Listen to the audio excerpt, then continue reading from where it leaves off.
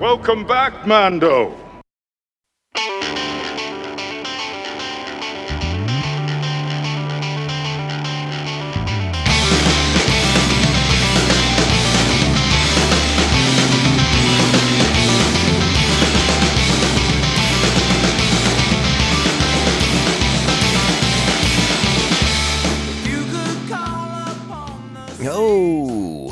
Ho! Greetings, Bucketheads, and welcome to another Bantha bonus show, this time also after dark. Yeah, we're doing one late at night tonight because I felt the need to talk a little bit about the interview that Adam Driver gave about the Ben Solo movie that never will be, or however you want to phrase it. So, I want to go ahead and dive into that, and you know what that means, friends. It's time. Let's just strap on our buckets and let's go. All right, so Adam Driver gave an interview recently where he talked about a Ben Solo movie, or as we're calling it, Ben Nolo, because they told him no. But as the story goes, Adam Driver in contact with Kathleen Kennedy since around 2020, 2021, about coming back, reprising the role of Ben Solo. And he's said, I would do it if we had the right talent around to bring it to the screen. And he came up with a pitch with Steven Soderbergh. They brought in a screenwriter. Everyone at Lucasfilm seemed to love the idea. We're talking about Kathy Kennedy. We're talking about Dave Filoni and many of the other higher-ups there in the company. And they moved forward with it. Again, made that screenplay, got a draft ready to go, and took it to the Disney powers that be, Bob Iger and so on, who said no. They said, how about no? Because Ben Solo's dead, and we can't possibly see how Ben Solo could come back to life. That doesn't make any sense. You are also, Bob Iger, the man who let Palpatine come back to life, even though that made even less sense. So, let's kind of talk about this a little bit. I think it's neat that Adam Driver shared the story. I think it's neat that Adam Driver is interested in coming back to Star Wars and doing another film. And he recruited some really impressive filmmakers to bring it to life. I think all of that's a neat thing. Do I really feel like I need a Search for Ben Solo movie in my life? No, I don't. We don't like to talk about too much of the casting and the rumors that go into a lot of Star Wars films. We'd like to wait until we can see like a more finished product. We'd like to wait for those trailers and for those teasers. I don't want to get too much into like Starfighter and all the gossipy things around it. Like I want concrete evidence of something. So when I say that, do I personally have an interest in seeing a Search for Ben Solo movie, and I answer no, that doesn't mean I can't be persuaded otherwise once there is a product for me to view and to sort of suss out if it's going to be something of interest to me. But I have a hard time with the Ben Solo character. I will freely admit this. While I haven't gone super deep into my complicated feelings around the sequel trilogy, I can safely say that Ben Solo is not a character that I was all that interested in seeing ever again, because I think Ben Solo might be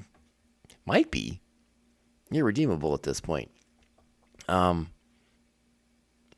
granted, something could perhaps persuade me down the line if I were to see something of this film. Obviously, there must have been something to it to get people at Lucasfilm excited, to get Adam Driver excited, to get Steven Soderbergh excited about making this film. So, I'm basing my supposition on just my feelings and what I know of the character, what I've seen on the screen. I don't need to see another movie with the man who killed Han Solo. I don't need to see another movie with the man who tried to kill Luke Skywalker. I don't need to see another movie with the man who tried to kill his mother, Princess Leia. He committed half patricide. He did get to kill Han. He tried to kill his mom. And again, my feelings are very much rooted in how I feel about those three films. And it's not positive. It's not something that I would be excited about. But could I be persuaded? Of course I could. It's just a bummer, you know. It just reminds me of the complete bummer that I find the sequel trilogy to be. Particularly its handling of the legacy characters. I find a lot of what they did to be off-putting, and that's kind of saying it kindly. To take the heroes of the original trilogy and kind of give them, I don't want to say even give them flaws, but to make them have made like really bad choices that you would like to think that our characters learned from in that original trilogy, that the arcs that they went on actually meant something to them. Not finding out that Han Solo decided to abandon his family and go and be a smuggler again. To not find out that Luke Skywalker, the man who redeemed his father and helped end the Empire and destroy 2 Death Stars, tried to kill a little boy down the road. Stuff like that. It's just the way that those characters were handled in the sequel trilogy left a lot left a lot to be desired, I suppose.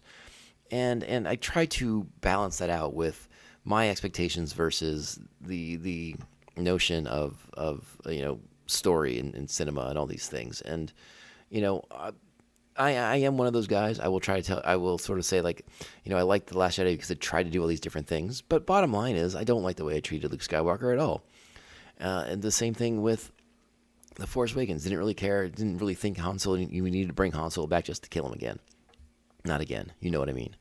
It just, again, you bring Han Solo into that movie so that his son can kill him, so that we can see how bad his son is. And then we get like this, in the next movie, he goes in a step further and tries to blow his mom away. And then I'm supposed to have like some kind of like little tiny redemption arc at the very end of Rise of Skywalker, which is, in my opinion, the worst of all the Star Wars films. Again, it just sort of leaves a lot for me to have to process if I was to get behind the idea of the story. Not like they need me for it. There's a lot of Star Wars fans, and I think a lot of us kind of feel the same way, but we might go check out a Star Wars movie if it has the right people behind it, if it has a captivating trailer and an interesting story behind it and an interesting idea that we want to explore. So in that regard, yeah, it's a bummer that we're not getting to see the film, but I don't really care. It's sort of a complicated way of explaining myself, I suppose. Again, the handling of Star Wars, cinematically speaking, since The Rise of Skywalker has been abysmal. Will that change with Mandalorian and Grogu next year? I mean, let's hope so. And it's possible that this story coming out publicly could potentially force Disney's hand. Disney seems to react to what the internet says, and if the internet goes crazy enough for this idea, perhaps it wills itself into existence, Which again, fine. I am a Star Wars fan. Do I need this Ben Solo movie? Not currently. I don't think I do. I mean, like I said, maybe there's something very persuasive in this movie to get me behind the character. But as I've talked about with the comic books right now, the Kylo Ren book is the most interesting of them, but I wouldn't say it's exceptionally excellent or anything like that. So the idea of a Ben Solo redemption movie, I suppose, has some sort of merit to it, but at the same time, let's say Ben Solo comes back to life, he journeys through the Force or something, returns to the world of the living, becomes corporeal again in some way. What do you do with that then? Because, like, in theory, he is a war criminal. He should be arrested. He has murdered people, many, many people. And like, is that the fate of Ben Solo to return to life, to go sit in prison somewhere for all the atrocities he's committed as Kylo Ren? You've seen this sort of thing before in some of the fanciful Star Wars kind of Elseworlds where Vader's redeemed at the end. And it's like, can you really redeem Vader in the sense that, like, he would be in that white armor of his, just running around doing good for the New Republic after everything bad that he's done?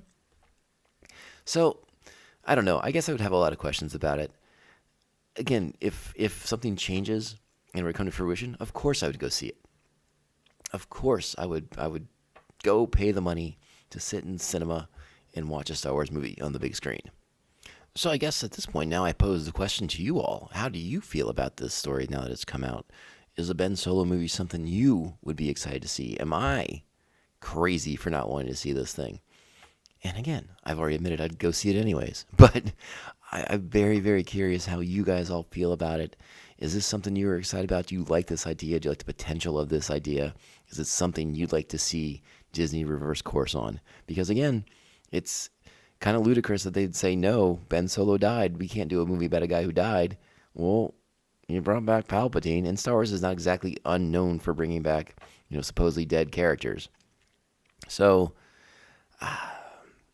maybe something changes with Adam Driver revealing this all publicly now and sparking a lot of online conversation about it. If nothing changes, I won't feel anything at all. And if something does, okay. I can be persuaded. I can be convinced that this will be a good flick. And then maybe it'll have me re-examine my feelings on Ben Solo. But for now, he's the guy who killed his dad and tried to kill his mom and very, very much tried to kill his uncle as well. And kind of like partially succeeded because he made Luke expend all his life force doing that force projection thing. I don't know. That gets a little complicated for me. But it's not that I don't think Adam Driver is a talented actor. It's not that I don't like what he necessarily did for his performance as Kylo and Ben. It's just that I just have feelings about the sequel trilogy that make me not want to go back there. Not anytime soon. It feels like a lot of wasted potential. It feels like it didn't treat the legacy characters the way I felt they should be treated. And again, that's my personal feelings. And maybe you guys disagree, and that's okay too. This again is just my opinion on the matter. I think Star Wars in the cinema is a good thing. I'm hoping in 2026 we can reverse course and start seeing Star Wars back on the big screen. But at this point, it's not unreasonable to question Disney's handling of Star Wars as a cinematic property. And I don't know. We'll end up talking about this a lot more in 2026 with The Mandalorian and Grogu. As we talked about before, will that just end up being something that's worthy of the Star Wars cinematic experience, or will that just be something that just feels like a big long episode that we could have watched on Disney Plus? Disney Plus also, in case you did not get the email, getting more expensive. And at what point do we decide that we've had enough with all of these streamers that are raising their prices? Because this is getting out of hand. I think earlier this week I got an email from HBO about this too, and I'm just like, holy smokes, friends. Maybe it's time to reconnect the cable. My goodness. But that is a conversation for another day. Hit me up with your thoughts on the Ben Solo situation. You know where to find me on Twitter and Instagram at Mando_Vision, MandoVision at Blue Sky, and send me those long form emails at mandovisiontom@gmail.com. Make sure you're liking, subscribing, following, and sharing the show with all the Mandalorians in your covert. And if you're on the Apple Podcast, sweet 5-star reviews are so insanely helpful. We truly appreciate you guys who take the time to do that. All right, Buckethead Nation, we are going to get out of here. Short and sweet, to the point on the Ben Solo or Ben Nolo movie. Let me know what you think, and we'll be back next week. We're going to be talking about The Ghost of Geonosis Part 2, big Saw Gerrera episode. Rewatching Rogue One right now to kind of remind myself a little bit of the Saw Gerrera we see in that flick. And it's been a good time. So I'm looking forward to having that conversation with you guys. So we'll be back very, very soon. Go out there, be great Star Wars fans, kind, supportive, respectful, and awesomely understanding. And we'll be back next week. I think next week, that'll be the plan. All right, Bucketheads, remember, this podcast can only end one way. This is the way. This is the way. This is the way. This is the way. Admiral, we have enemy ships in Sector 47. It's a trap!